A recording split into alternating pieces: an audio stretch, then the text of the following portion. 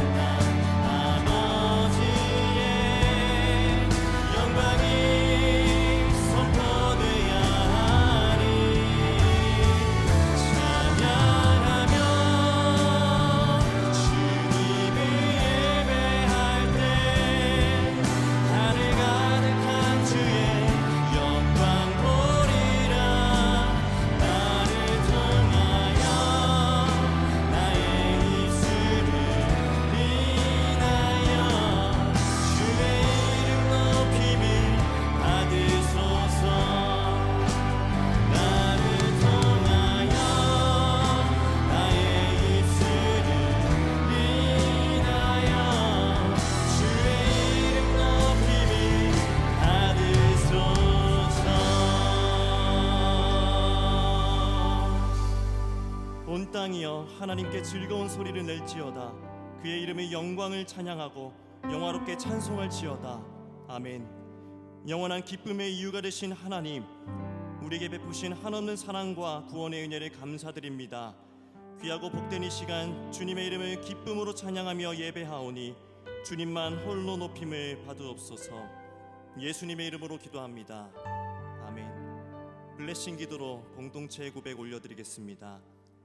교회를 세우시고 돌보시며 인도하시는 하나님, 해성교회가 아브라함에게 주셨던 하나님의 말씀을 따라 세상 만민이 우리로 말미암아 복을 받게 되는 축복의 통로가 되게 하시고, 예수님의 지상 명령을 따라 세상에서 힘들고 지친 모든 사람들이 하나님 안에서 풍성한 생명을 누리도록 사랑으로 섬기는 교회가 되게 하여 주옵소서. 우리의 예배와 사역을 통해 하나님의 살아계심이 드러나게 하시고, 말씀과 성령으로 사람을 세워가며 하나님의 나라를 꿈꾸는 사도행전적 교회가 되게 하여 주옵소서. 우리의 가정을 통해 믿음의 다음 세대가 자라나게 하시고, 교회와 가정, 주일학교와 주중학교, 경신을 비롯한 기독교 사학을 통해 요셉과 다니엘 같은 믿음의 사람들이 배출되게 하옵소서. 우리가 살아가는 이 지역과 이 나라에 공의와 질서 안에서 평안을 허락하여 주시며, 아픔과 고통 가운데 있는 모든 사람들에게 치유와 회복을 허락해 주옵소서. 아멘.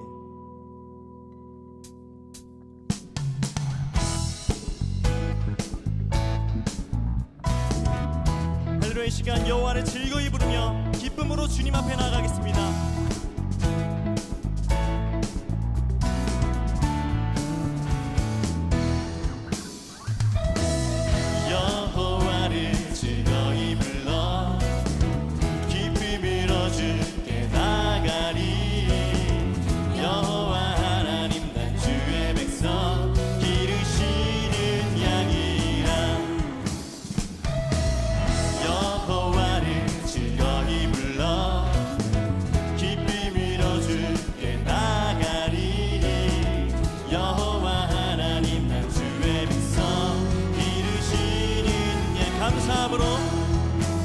감사함으로 주를 높이며 그분에 들어가서 찬송함으로 그 이름을 송축할지 여호와를 즐거이 불러 기쁨으로 주께 나가리.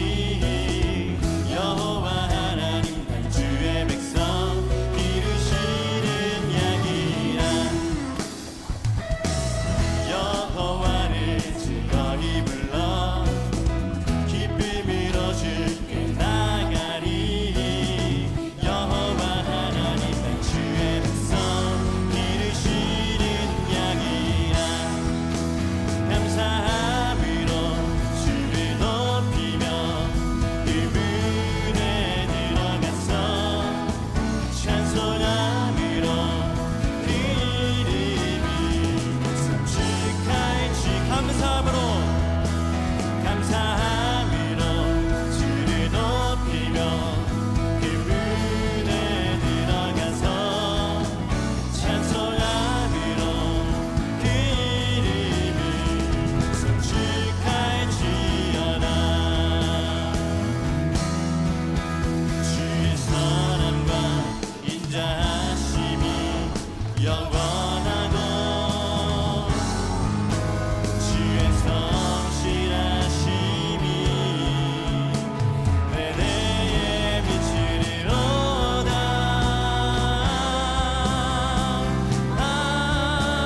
감사함으로 주를 높이며 그물에 들어가서 찬송함으로 그 이름을 송축할지어다.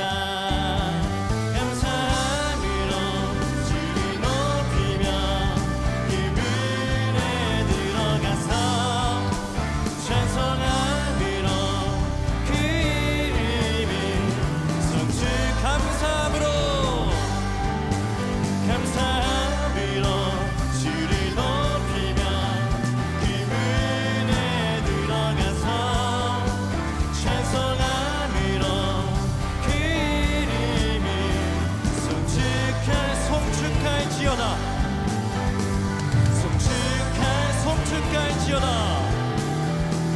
송축할지어다.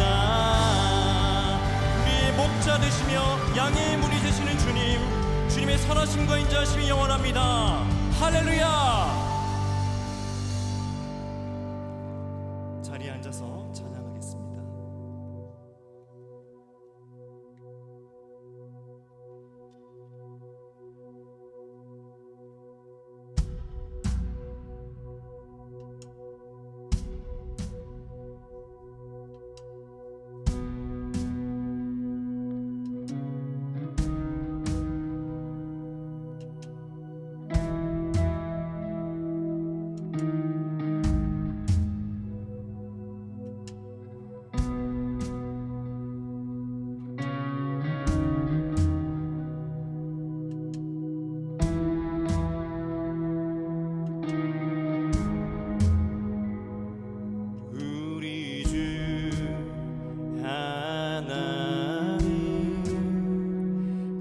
영광과 존귀를 받기에 합당하신 지금 여기 계신 하나님, 온 천지 만물을 지으시고 다스리는 큰 권능과 능력으로 주의 말씀 이루시리.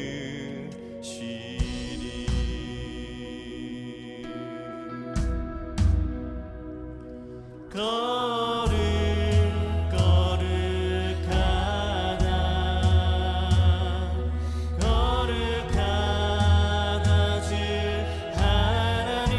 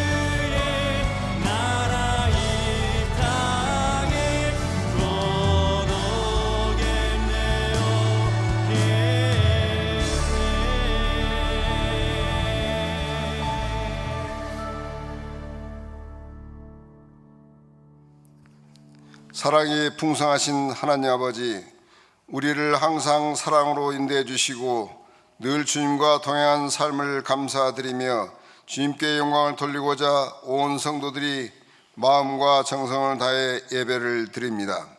자연이 푸르러지는 녹음의 계절에 하나님의 축복 역사에 감사하게 하시고 우리를 하나님의 자녀로 세워주시고 천국의 소망을 두고 살아가게 하심을 감사드립니다.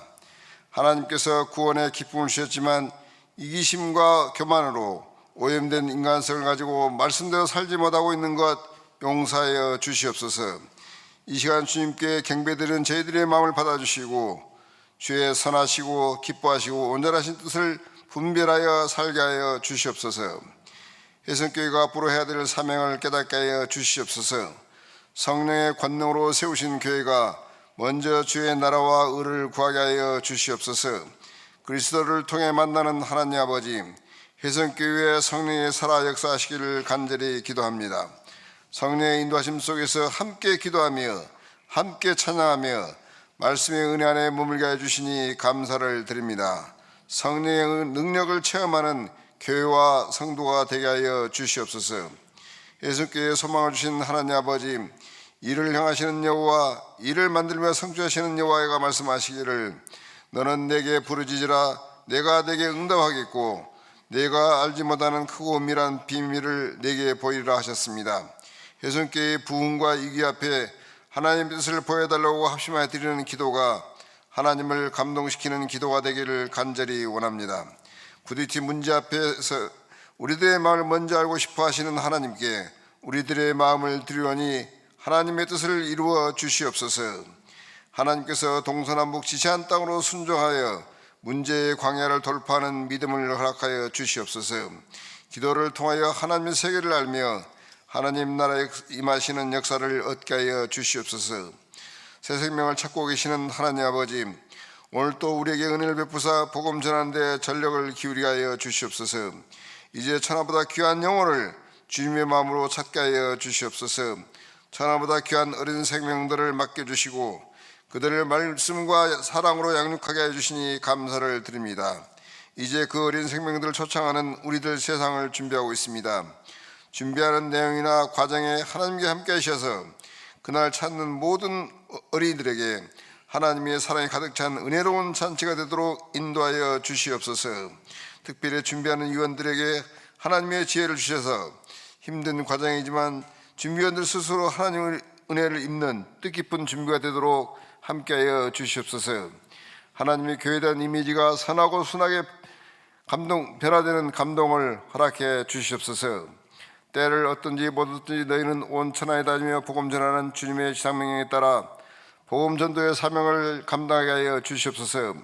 블레싱 축제를 절기마다 기대하며 기도하며 사랑을 전하며 말씀을 권할 때 준비된 영혼들이 구원 백성으로 변화되는 역사를 허락하여 주시옵소서. 이 블레싱 축제를 통하여 전도에 미련한 것으로 믿는 자들을 구원하시기를 기뻐하시는 하나님을 만나는 은혜를 주시옵소서. 담임 목사님을 온 세상에 두루 다니는 여호와의 눈이요 발이요 말씀 사역으로 세워주심을 감사드립니다. 지난 1년 동안 경기 노회장님으로 은혜롭게 노회를 섬기는 은사를 주셨음을 감사드립니다. 이어 영남 목회자를 대표하는 귀한 자리를 섬기도록 은혜 주심을 감사드립니다. 이어 하나님의 거룩함과 은혜를 드러내는 교회여 함께 그리스도를 선포하고 나타내자는 노잔운동의 서울대를 준비하게 하시고 목사님의 헌신과 사랑을 쫓게 하심을 감사드립니다. 목사님께서 총회를 비롯한 여러 가지 하나님의 나라의 사역을 감당하실 때 성령의 인도하심과 말씀의 충만함을 주시고 특별히 건강을 허락하여 주셔서 하나님과 세상에 빛과 소금 역할을 잘 감당하시도록 은혜 주시옵소서. 목사님의 사역 속에 복음으로 영원히 풍성한 열매 맺히고 믿음의 기쁨이 넘치는 은혜를 줄 믿습니다. 세계 곳곳에는 목자 없는 양처럼 유일하는 백성들이 많이 있습니다. 주님께서 현재 사역하는 선교사님들에게 소망과 인내를 주시고 선교 현지 주민들에게 생명의 말씀과 영원 구원의 은혜를 베풀어 주시기를 간절히 기도드립니다. 전국에 있는 미자립 교회 외에도 함께해 주시사 섬기는 목사님이나 섬기는 사역자들 성도들에게 풍성한 하나님의 은혜를 부어 주시사 능히 견디며 이기며 승리하는 교회 되도록 인도하여 주시옵소서. 혜성교회를 통한 영혼구원의 사명을 이루기 위해 예수 가족교회와 웨이처치 함께 걷는 교회를 세우심을 감사드립니다. 국현준 목사님과 송리 목사님, 김정철 목사님 등 사역자와 동역자들에게 하나님의 능력을 부어주시사 지역 주민들과 배회하는 청년 한 명 한 명마다 구원의 기쁨을 이루는 은혜를 주시고 더욱 생명을 살리는 교회가 되게 하여 주시옵소서. 이 시간 하나님께서 늘 권능과 지혜로 지키시는 정명호 담임 목사님을 통하여 구원받는 회개의 의미라는 귀한 생명의 말씀이 선포될 때 상한 심령들이 위로를 받으며 질병 앞에 고통받는 심령들에게 치유의 역사가 일어나며 간절한 구원의 기도에 응답받는 성도가 되게 하여 주시옵소서. 또한 찬양팀이 열정과 사랑을 들여 찬양을 드렸습니다. 하나님 영광 되게 하여 주시옵소서. 복음으로 하나님 역사를 이루어가시는 예수님 이름으로 기도합니다. 아멘.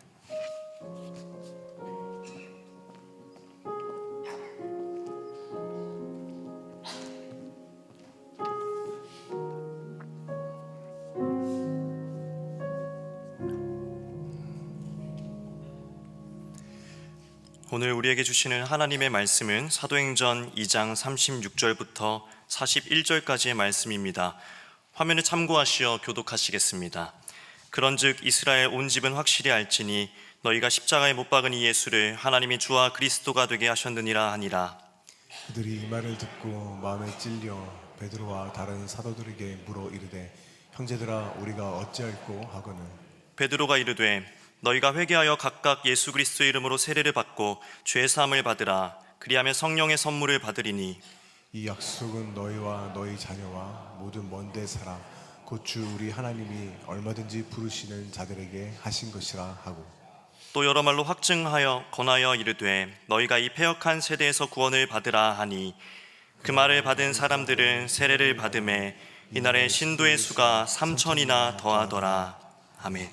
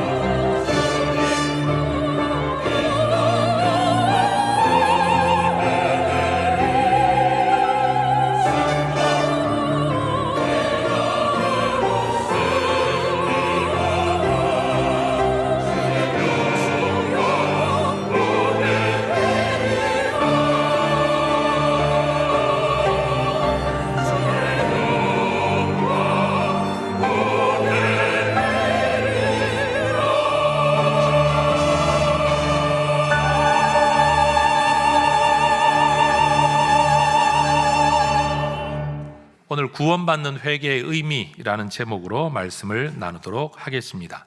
한 세대 전만 하더라도 교회에서는 죄와 회개에 대한 설교를 아주 자주 들을 수 있었습니다.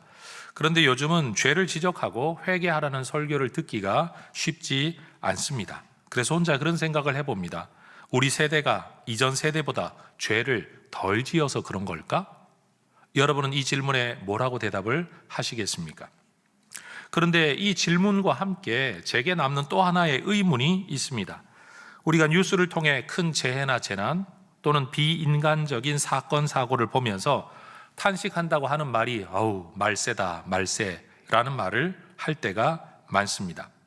물론 성경에는 전 세계적으로 나타나게 될 말세의 징조와 현상에 대한 기록이 남아 있습니다. 누가복음 21장을 보면 전쟁, 그리고 기근, 지진, 전염병, 무서운 어떤 일들, 하늘의 징조들, 이런 것들이 있을 거다라고 예언하고 있습니다. 뿐만 아니라 말세가 되면 개인의 삶에서 나타나는 보편적인 인격 특성들, 다시 말하면 말세적 삶의 특성들에 대해서도 성경은 이야기를 합니다. 예를 들면 돈 사랑하는 것, 교만한 것, 부모 거역하는 것, 감사하지 않는 것, 사납고 그런 것들.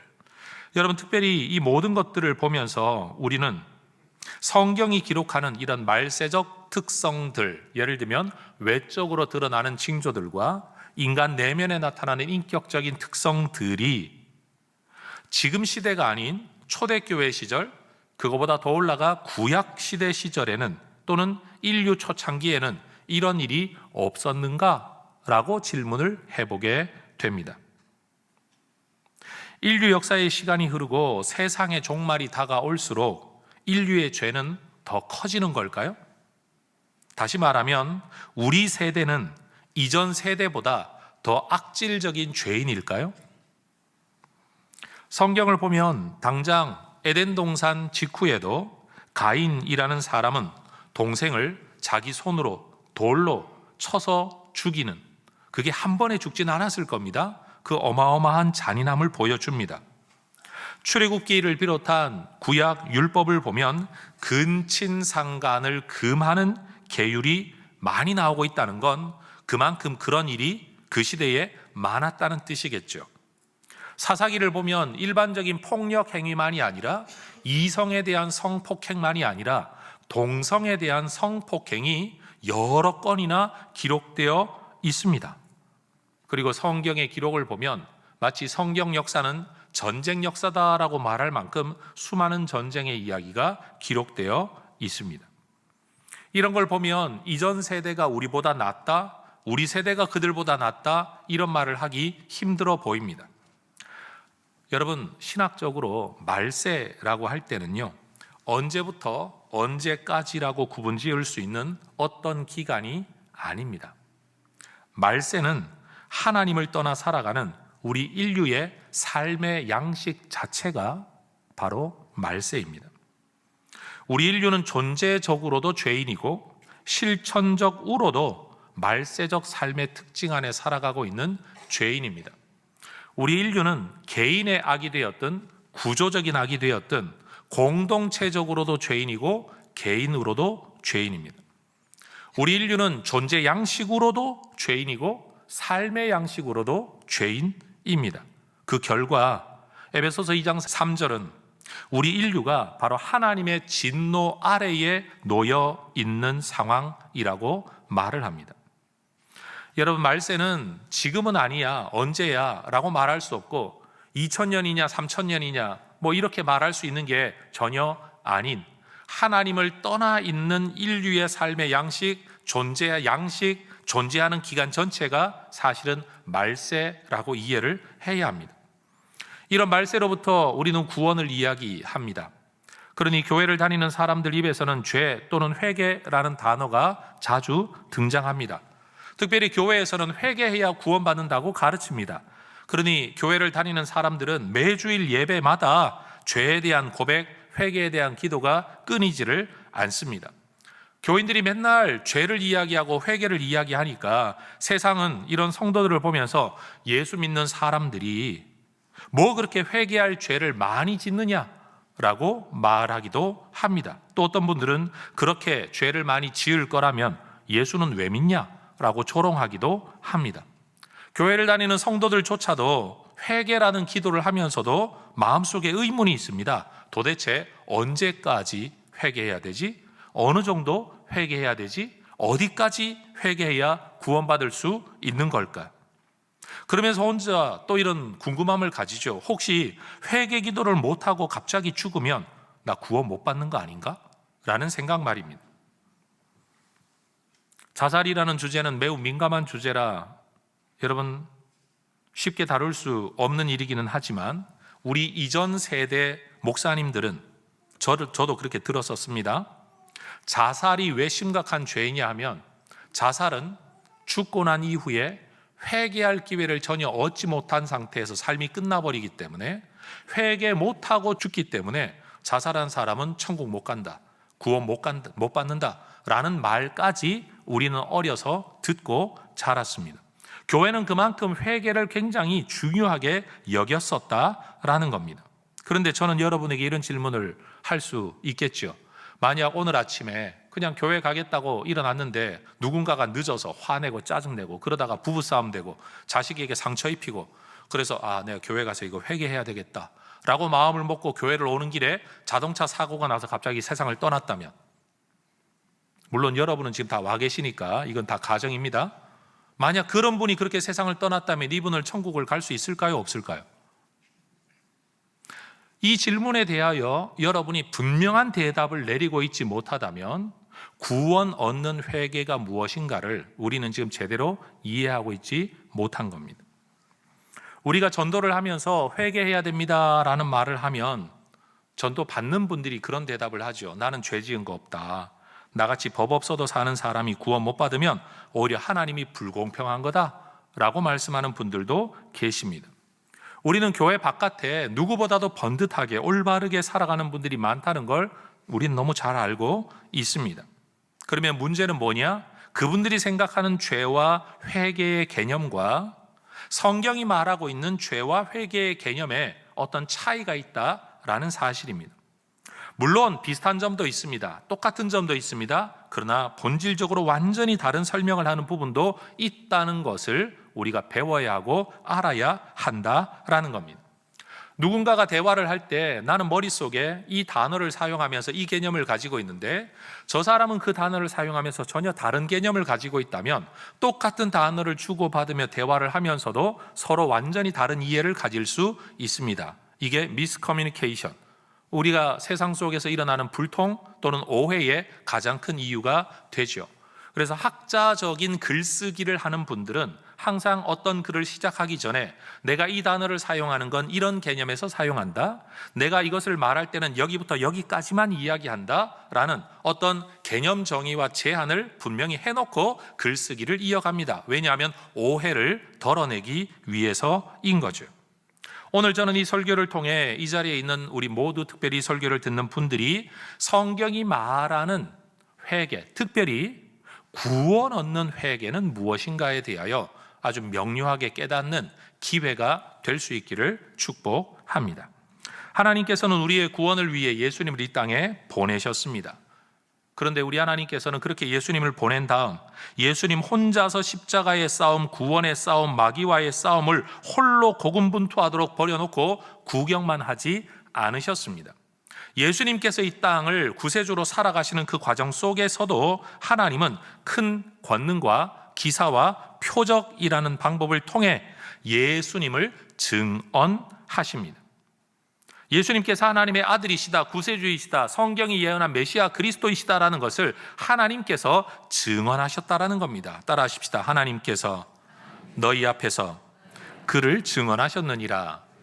한 번만 더 하겠습니다. 하나님께서 예수님을 증언하셨습니다. 사람들은 예수님을 통해 나타나는 어떤 일들을 보면서 분명 이 일을 행하는 분은 예수님인데 이 일은 하나님이 아니고서는 일어날 수 없는 일이다라고 생각하며 말하며 놀라워했습니다. 만약 그렇다면 그들은 이 예수님을 바라보면서 예수의 증언을 받아들이고 예수라는 존재를 받아들이는 것이 예수를 증언한 하나님에 대한 올바른 반응, 경외심, 신앙이라고 말할 수 있는데, 사람들은 하나님의 일을 행하시는 예수님을 하나님의 아들로 구세주 메시아 그리스도로 받아들이지도 않고 믿지도 인정하지도 않았습니다.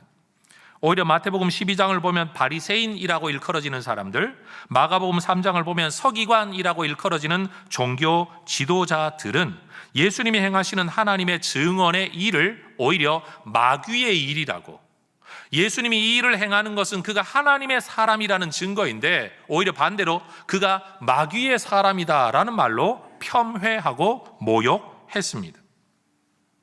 더 나아가 종교 지도자들은 그러한 예수님을 거부할 뿐만 아니라 심지어 불의한 재판 과정을 통해 신성 모독 죄인으로 규정하고 총독 빌라도의 손을 빌어 십자가에 못 박히게 넘겨 주었죠. 이러한 예수님의 죽음의 배경에 대해서는 몇 주 전에 했던 설교에서 이미 충분히 다루었습니다. 예수님은 그렇게 십자가에 못 박혀 죽임을 당했고 예수 사건은 역사적 해프닝으로 끝난 줄 알았습니다. 제자들은 뿔뿔이 흩어졌습니다. 종교 지도자들도 예수를 처형함으로써 예수의 모든 영향력이 제거된 줄 알았습니다. 그러나 하나님에게는 예수 죽음이 끝이 아니었습니다. 예수님이 이 땅에 계실 때 큰 권능과 기사와 표적을 통해서 예수님이 하나님의 아들, 구약에 예언된 메시아 그리스도 주님이심을 증언하셨던 하나님께서 이제는 부활이라는 사건을 통해 다시 한번 예수님이 주와 그리스도이심을 증언하십니다.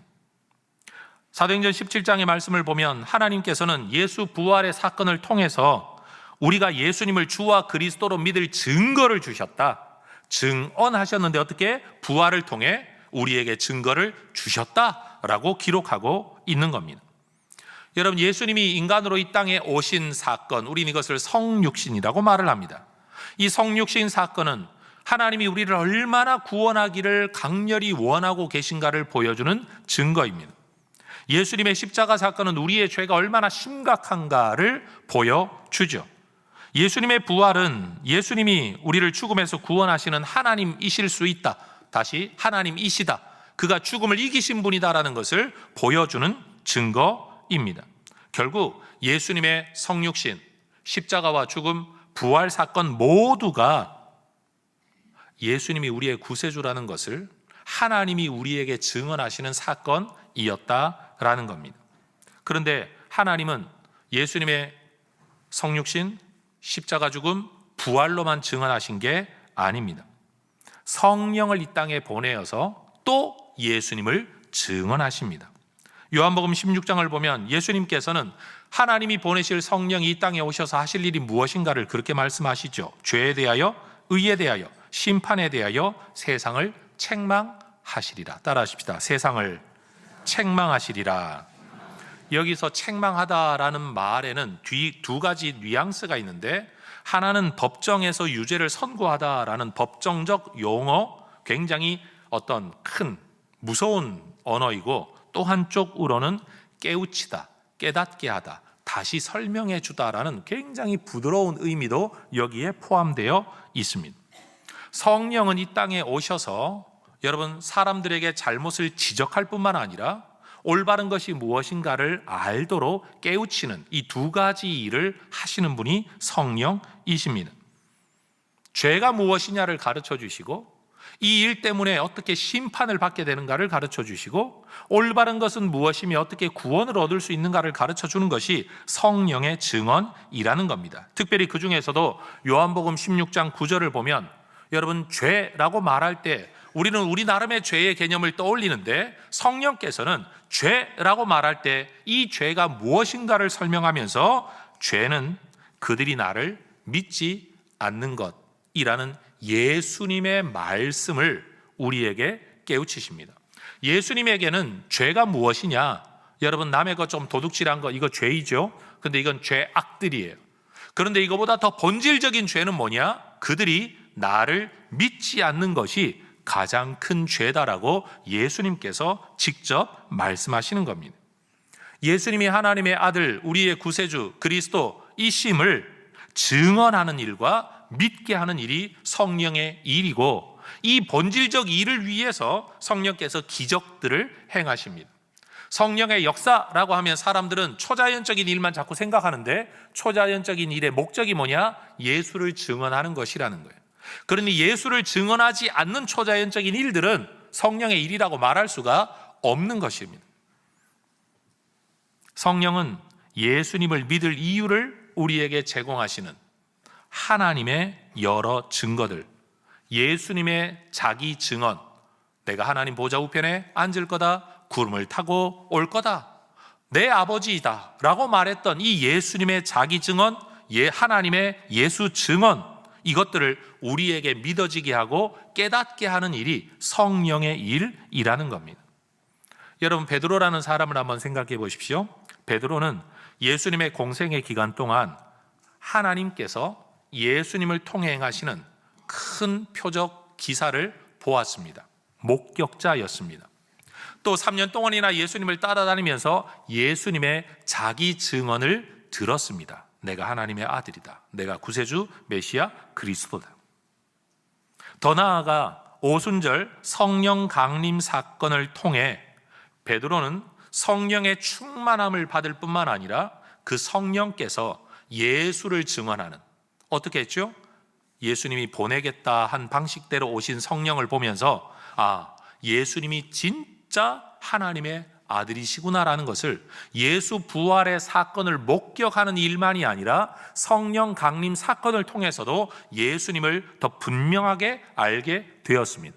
그러니 베드로의 한 사람의 경험 속에서 하나님의 증언을 보았죠. 예수님의 자기 증언을 들었죠. 부활을 통해 예수님의 하나님의 아들 되심을 목격했죠. 성령 강림을 통해 또 한 번 예수님의 하나님 아들 되심, 구세되심을 목격한 겁니다. 그 베드로가 그 성령에 사로잡혀서 사람들에게 뭔가를 이야기하고 있습니다. 14절의 말씀을 보면 그가 소리를 높여 이 일을 너희로 알게 할 것이니 내 말에 귀를 기울이라 라고 이야기합니다. 목사님들이 설교하면서 여러분 졸지 말고 제 말 잘 들으세요 하는 말은 성경적입니다. 왜냐하면 베드로도 그 말을 했거든요. 이 일을 너희로 알게 할 것이니 내 말에 귀를 기울이라. 36절에서도 이스라엘 온 집은 확실히 알아야 할 것이다. 뭐를요? 너희가 십자가에 못 박은 이 예수를 하나님이 주와 그리스도가 되게 하셨다. 사실 되게 하셨다라는 의미보다는 이분이 주와 그리스도라는 사실을 너희가 알아야 된다라고 말하고 있는 겁니다. 그런데 놀라운 건 베드로가 이 설교를 했더니 사람들 마음속에 세 가지 반응이 일어났습니다. 우리가 뭔가를 잘못했구나 라는 지적 깨달음이 일어났습니다. 두 번째, 마음에 찔려 이것을 후회하고 잘못했다라고 느끼는 정서적 반응이 일어났습니다. 세 번째, 우리가 어찌할꼬라고 하면서 내가 이제 어떻게 해야 되냐라는 의지적 결단을 위한 반응이 일어났습니다. 하나님의 말씀을 듣고 여러분 이렇게 지적, 정서적, 의지적 반응이 일어나면 이건 우리가 은혜 받았다, 이 사람은 회개한 사람이다, 우린 이렇게 생각을 할 겁니다. 그런데 놀라운 사실은 뭐냐 하면 오늘 본문의 말씀을 보면 분명히 우리가 잘못했구나, 우리가 마음이 찔린다, 우리가 그럼 어떻게 하면 좋을까? 라고 말하는 사람들에게 베드로가 뭐라고 말을 하느냐? 38절에서 너희가 회개해야 된다라고 말하는 겁니다.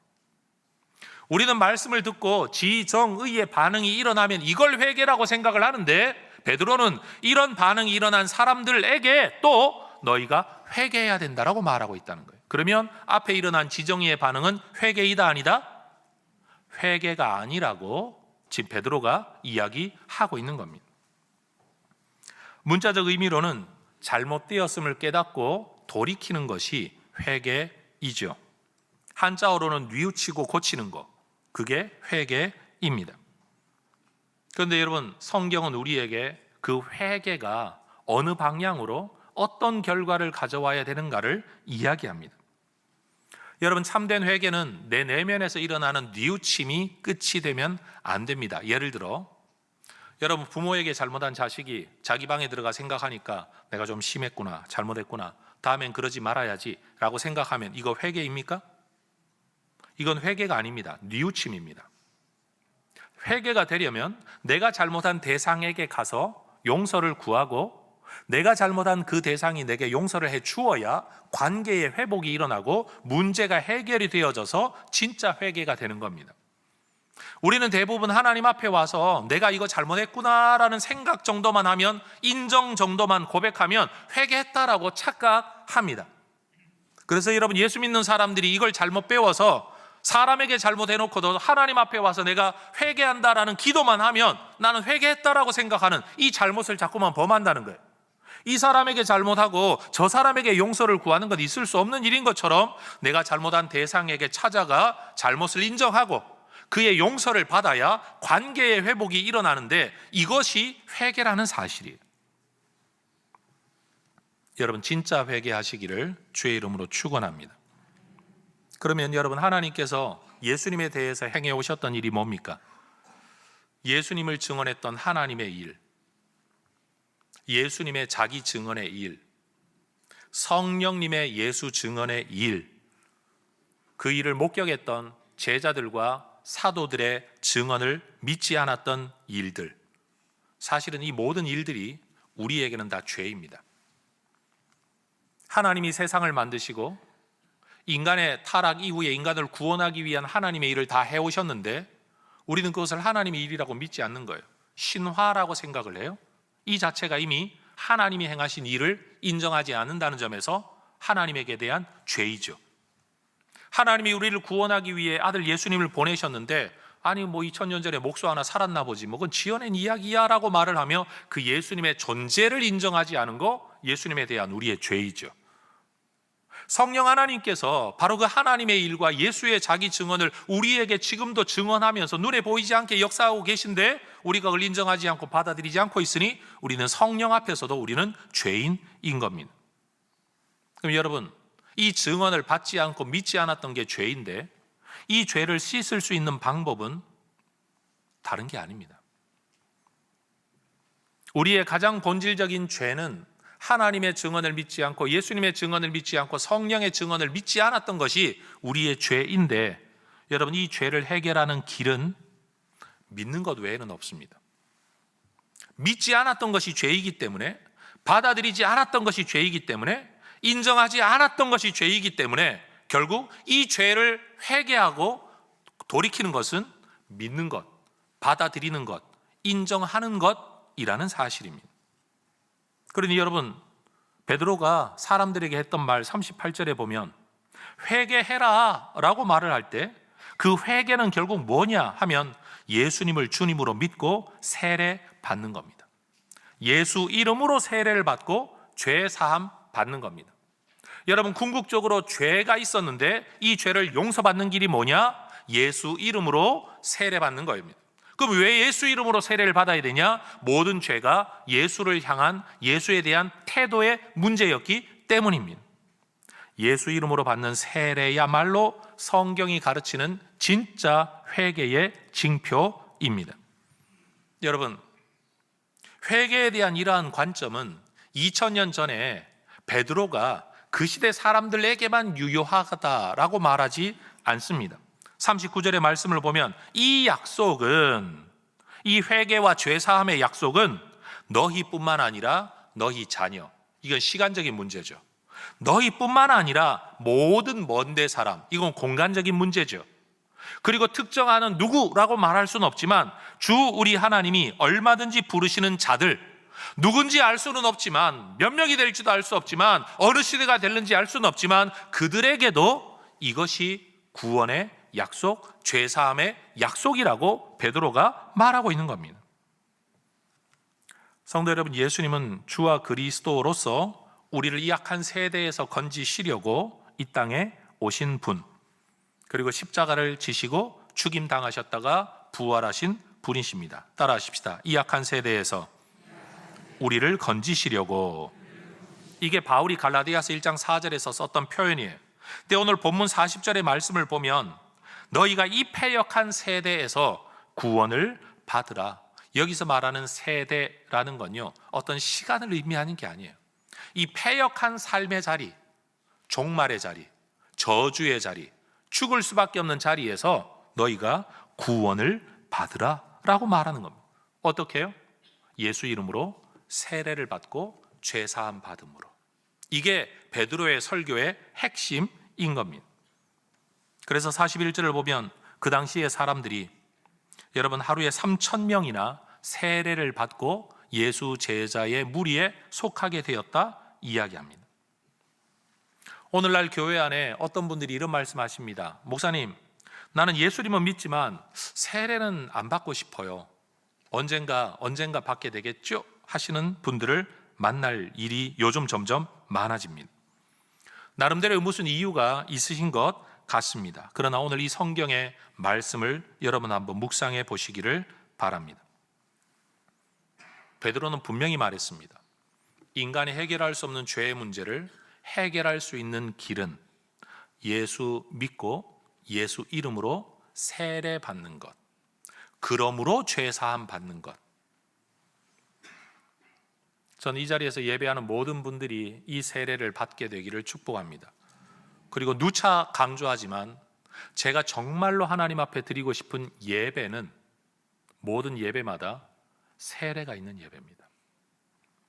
단순히 예식으로서의 세례가 아니라 정말로 자기 죄를 인정하고 하나님 앞에 돌아오는, 그래서 하늘의 잔치가 열린다라고 말하는 그 잔치가 우리의 예배 때마다 일어나게 되는 일을 저는 꿈꾸며 소망합니다.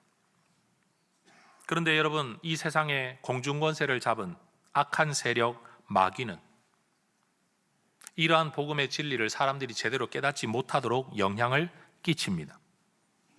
예수님이 그리스도이시며 우리에게 풍성한 생명을 주시는 분, 하나님의 아들이심을 믿지 못하게, 알지 못하게 모든 계략과 술수를 동원합니다.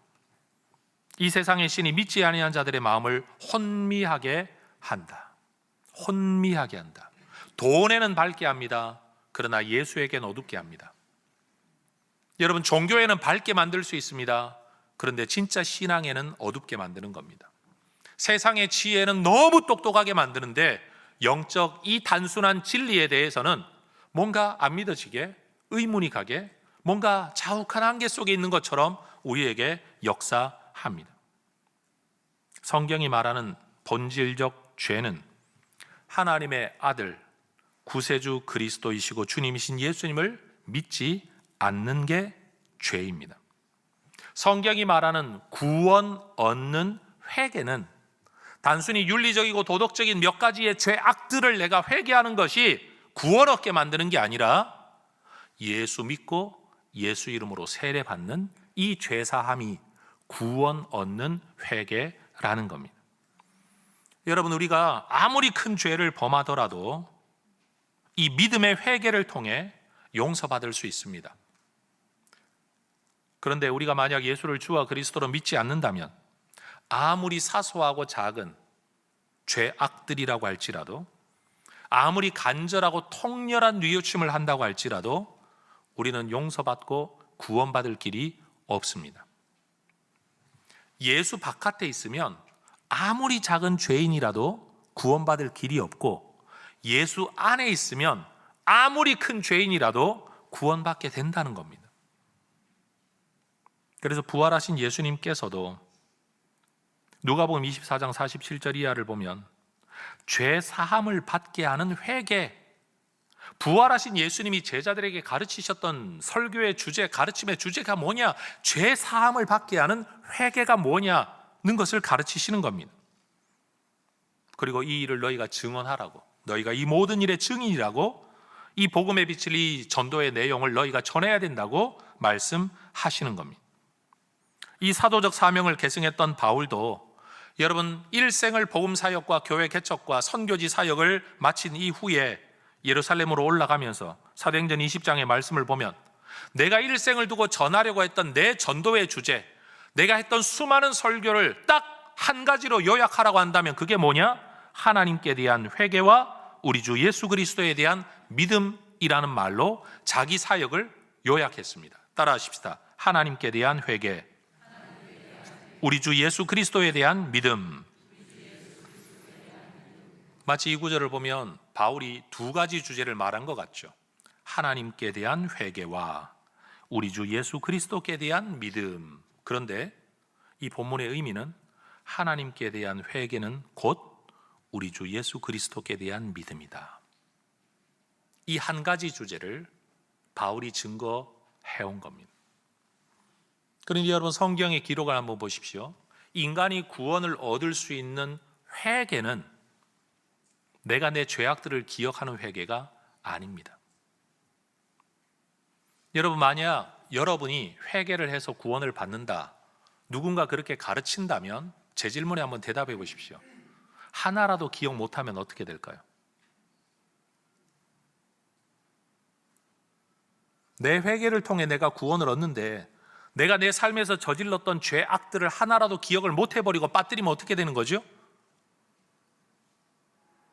그리고 나는 죄가 아니라고 생각했는데 하나님 앞에 섰더니 그게 죄라면 그거 어떡하실 겁니까?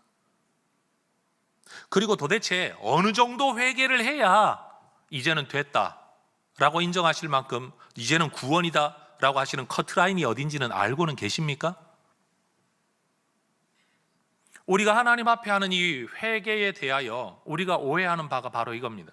저는 지금 회개하지 말라는 설교를 하고 있는 게 아닙니다. 회개해야 됩니다만 그 회개가 우리의 구원을 가져오는 게 아니라는 겁니다. 구원을 얻는 회개는 그런 죄악들에 대한 행위에 대한 고백의 회개가 아니라 예수를 주와 그리스도로 믿는 믿음이 회개라는 사실입니다. 어떤 분들은 하나님의 은혜 가운데 내가 예수를 만나고 하나님을 믿게 된 계기가 어느 날 엎드려 기도하는데 내 어렸을 때부터의 죄가 필름처럼 앞을 지나가더라. 여러분, 필름이 하나 누락돼서 어쩔 겁니까? 그리고 그 이전 거는 다 보였더라고 치더라도 여러분, 보인 이후부터 지은 죄는 어떻게 해결할 겁니까? 내가 그런 것들을 죄라고 인정했더니 구원받았다? 아닙니다, 여러분. 그런 죄악들을 통해 내가 진짜 죄인이로구나, 예수 없이는 내가 구원 못 받는 죄인이로구나, 이걸 깨닫고 예수를 믿게 되어 구원을 얻은 거지 내 회개 기도가 나를 구원에 가져다 주는 게 아니라는 겁니다. 사도 바울이 평생을 두고 외쳤던 설교, 그리고 또 다른 제자들과 사도들이 외쳤던 설교의 주제, 오늘 우리가 믿어야 할 주제가 사도행전 4장 12절에 그대로 나타나 있죠. 다른 이로서는 구원받을 수 없다.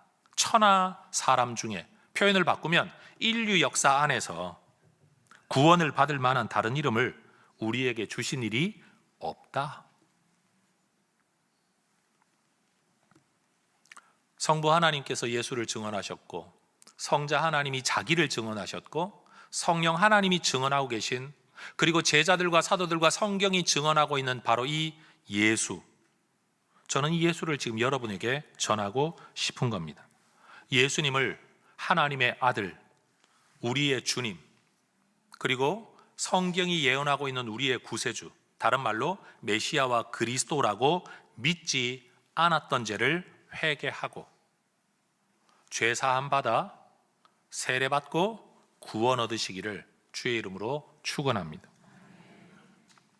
우리가 이 믿음 안에 들어오게 될 때 예수의 죽음이 나를 대신한 죽음이 되고, 예수의 부활이 내 영생을 보장하는 부활이 되고, 예수가 하나님을 아버지라고 불렀던 그 하나님과의 관계가 내게 적용되어져 내가 하나님을 아버지라고 부르게 되죠. 그리고 종말이라고 일컬어지는 이 세대를, 이 악한 세대를 우리는 살아가고 있지만 우리는 말씀을 따라, 성령을 따라 의로운 삶을, 믿음의 삶을, 하나님과 회복된 삶을 살아가게 되는 겁니다. 죽음의 길을 걸어가는 게 아니라 죽음의 삶 속에서도 하늘의 생명이 이어지는 삶을 우리가 살아가게 된다라는 겁니다. 자, 누군가가 여러분에게 이런 질문을 하면 여러분 뭐라고 대답해야 되는지 한번 생각해 보십시오. 질문 이겁니다. 회개하셨습니까? 이 질문 앞에 내가 회개를 했나? 뭐 빼먹은 거 없나? 이 생각을 하고 있다면 여러분, 이거 잘못된 겁니다. 회개하셨습니까? 라고 묻는다면 우린 이렇게 대답해야 됩니다. 네, 저는 예수 믿는 회개를 하고 죄사함 받고 세례 받았습니다. 누군가가 묻습니다. 당신의 죄 용서 받았다고 확신합니까?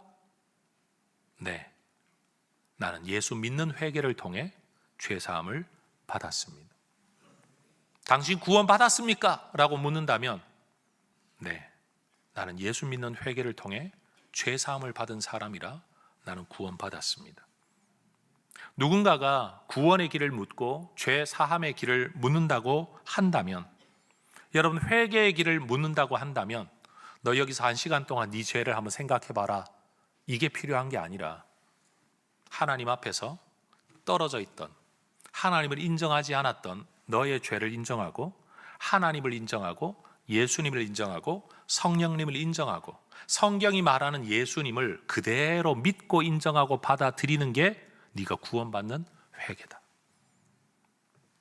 여러분, 바로 이러한 확신이 있어야 내가 어디에서 가다가 갑자기 세상을 떠나는 일이 있고 마음속에 숨겨둔 죄악들이 있는데도 회개 못하고 살다가 세상을 떠나도 여러분, 난 천국 갈 수 있다라고 믿을 수 있는 겁니다. 교회에서 분명 회개해야 구원받는다라는 말은 틀린 말은 아닙니다. 그런데 이 회개의 개념을 정의를 못 해주니까 사람들은 전부 다 일반적인 회개 개념을 가지고 살아가는 겁니다. 심지어 지금 이 예배를 드리는 이 와중에도 누군가는 분명히 끊지 못한 죄가 있을 것이고, 여러분 하나님 앞에 인정하기 싫어하는 죄를 씨름하고 있는 분도 있을 것이고, 성경은 죄라고 말하는데도 나는 이걸 죄라고 인정하기 싫어 씨름하는 분들이 분명히 계실 거라는 거죠.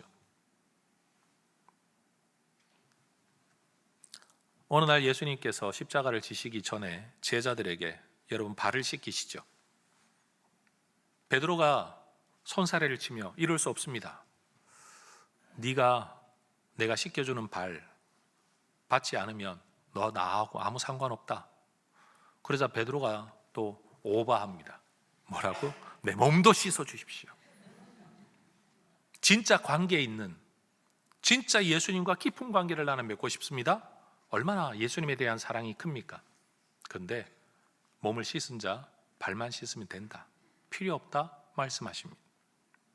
여러분, 예수 안 믿은 죄를 회개하고 예수 믿는 건 몸을 씻는 목욕 같은 겁니다. 그리고 일상을 살아가면서 짓는 말씀에 대한 불순종, 남에게 해를 끼치는 것들은 죄악들에 대한 회개해야 합니다. 오늘 제 설교가 회개가 필요 없다, 여러분 이렇게 말하는 게 구원파 이단입니다.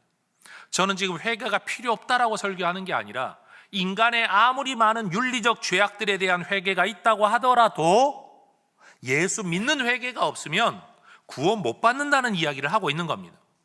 내 죄악들에 대한 뉘우침 정도가 우리에게 구원을 가져다 주지 못한다는 이야기를 하고 있는 겁니다. 그리고 오직 예수 믿는 진짜 회개 안에서 그 다음 단계, 우리가 하나님과의 관계 회복을 위해 손을 씻는 회개들은 계속해서 이어져야만 하는 겁니다. 그리고 그건 우리의 구원을 좌우하는 문제가 아니라 하나님과의 관계를 좌우하는 문제이죠. 진짜 거듭난 하나님의 백성으로서 죄를 죄로 분별할 줄 아는 이 은혜 안에 올바른 반응이라는 사실입니다. 해성교회 가족 여러분, 꼭 기억하십시다. 구원 얻는 회개는 뭐라고요? 예수 믿는 겁니다. 구원 못 받는 죄는 무엇입니까? 예수 안 믿는 겁니다. 이 본질적인 성경의 진리, 우린 이것을 꼭 붙들어야 합니다. 그러니 여러분, 일반 세상 사람들보다 윤리적으로 조금 부족한, 그건 자기 인생의 경험 속에서 나오죠.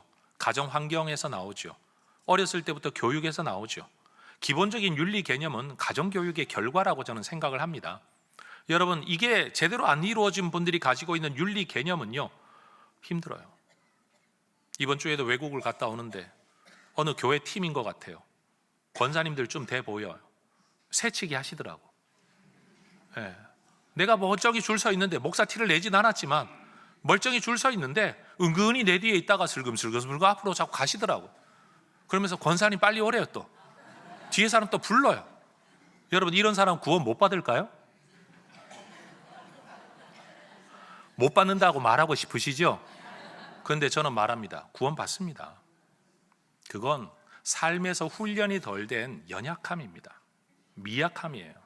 부족함이에요. 그런데 우리의 구원은 그런 걸로 결정되는 게 아니라는 거죠. 여러분, 구원 얻는 회개는 예수 믿는 것, 구원 못 받는 죄는 예수 안 믿는 것. 하나님의 증언, 예수님의 증언, 성령님의 증언, 성경의 증언을 인정하고 받아들이지 않는 죄는 무엇으로도 해결받을 길이 없는 겁니다.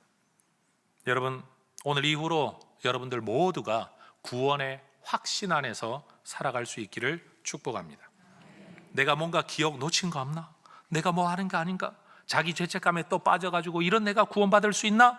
여러분, 철저하게 자기 삶에 내 반응에 모든 걸 걸고 두려움에 살지 말고 성경 가르침, 오직 예수 믿는 믿음, 우리의 든든한 구원의 반석, 이 예수님을 붙들고 살아가시기를 주의 이름으로 축원합니다. 기도하겠습니다. 사도 바울이 증거했던 바 그대로 하나님께 대한 회개, 곧 우리 주 예수 그리스도께 대한 믿음, 이것이 오늘날 교회 강단에서의 설교 주제가 되게 하시고 온 성도들의 믿음의 주제가 되게 하옵소서. 세상 가운데 살면서 연약함이 있어 회개할 일 너무너무 많지만 하나님, 그런 회개가 우리의 구원을 가져다 주는 게 아니라 예수 믿음이라는 회개가 죄사함과 구원을 가져다 주는 줄을 믿고 분명한 믿음의 확신 안에, 구원의 확신 안에 살아가는 하나님의 종들이 되게 하옵소서. 더불어 이 땅을 사는 동안 우리가 가진 인식의 연약함과 부족함, 훈련되지 않음, 이 연약함 때문에 하나님의 영광을 가릴 때가 너무나도 많습니다. 주님, 깨달아가게 하시고 배워가게 하시고 성숙해 가게 하시고 훈련되어져서 좀 더 성장하는 하나님의 자녀들 되게 하옵소서. 영원한 회개 위에 하나님 일상의 회개를 연이어가며 날마다 성장하는 하나님의 종들이 되게 하옵소서. 예수님 이름으로 기도합니다. 아멘. 자리에서 일어나 찬양하며 봉헌하겠습니다.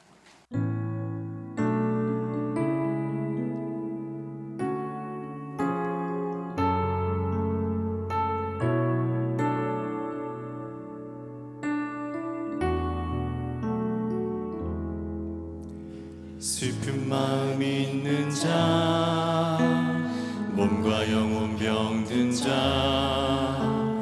누구든지 부르시오. 예수 이름 부르시오. 그 이름을 믿는 자, 그 이름을 부르는 자, 그가 어떤 사람이든 그는 구원 얻으리. 예수 예수 예수 예수, 오 능력의 그 이름 예수, 나 외쳐 부르네. 예수 예수, 오 구원의 그 이름 예수, 나 외쳐 부르네. 예수 그리스도.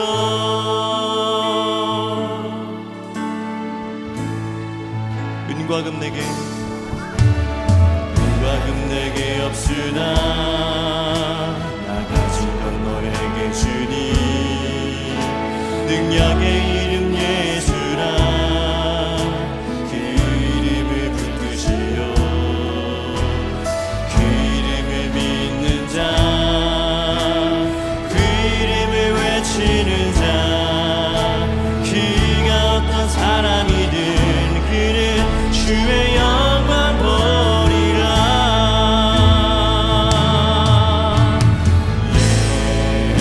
예수 예수